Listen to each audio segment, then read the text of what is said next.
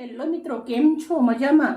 આજે હું મારા માટે સ્પેશિયલ ડીશ બનાવું છું, ધનિયા ફ્રાઈડ રાઈસ. એકદમ સુપર અને સાથે ટેસ્ટી હશે. રોજ બધા માટે બનાવીએ, ક્યારેક આપણા માટે પણ બનાવવું જોઈએ.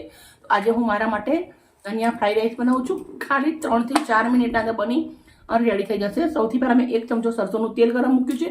તમે જે રનિંગ તેલ ખાતા હો એ બી મૂકી શકો છો, પણ મેં સરસોનું તેલ મૂક્યું. સરસોના તેલના અંદર એકદમ જોરદાર ટેસ્ટ આવે છે, એટલે તેલ ધુમાડા નીકળી જાય એવું ગરમ થવા દેવાનું છે. તેલ આપણું સરસ ગરમ થઈ ગયું છે.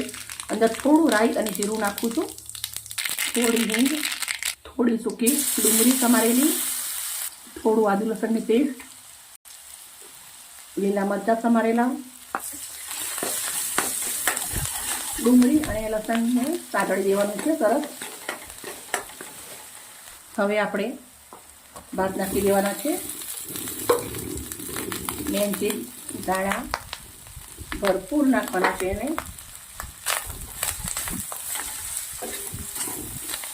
2 મિનિટ જેવું આવી રીતે પહેલાં સાંકળી લેવાનું છે.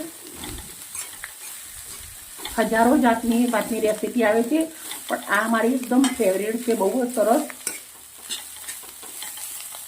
હવે આપણે એના મસાલા કરી દઈશું. 1 ચમચી લાલ મરચું, અડધી ચમચી હળદર, અડધી ચમચી મીઠું, અડધી ચમચી ફ્રેશ કૂટેલું ધાણા જીરું, ચપટી જેવો ગરમ મસાલો, લીલી ડુંગળી, સૂકા તલ, મિક્સ બની ગયા ને એકદમ ઝટપટ. આ ગરમીની મોસમ છે ભાઈ, વધારે ટાઈમ વેસ્ટ નહીં કરવાનો અને ફટાફટ બનાવી અને બહાર નીકળી જવાનું. અને એક તમને રાજની વાત કહું, આજે ઠંડા દાળ ભાત બનાવ્યા હોય આપણે ઘરે, થોડો ઠંડા ભાત પડ્યા હોય એને પણ સાંજે આવી રીતે બનાવી અને ખાઈ લેવાય ફટાફટ. તો ચલો સર્વ કરી દઈશું. બહુ જ સરસ બની અને રેડી થઈ ગયું છે. ગેસ બંધ કરી દીધો છે. એક લીધું છે બાઉલ, એના અંદર નીકાળી દઉં છું.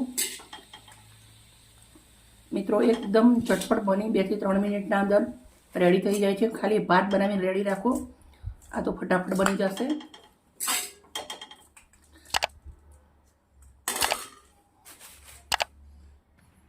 ધનિયા ફ્રાઈડ રાઈસ બની અને રેડી થઈ ગઈ છે.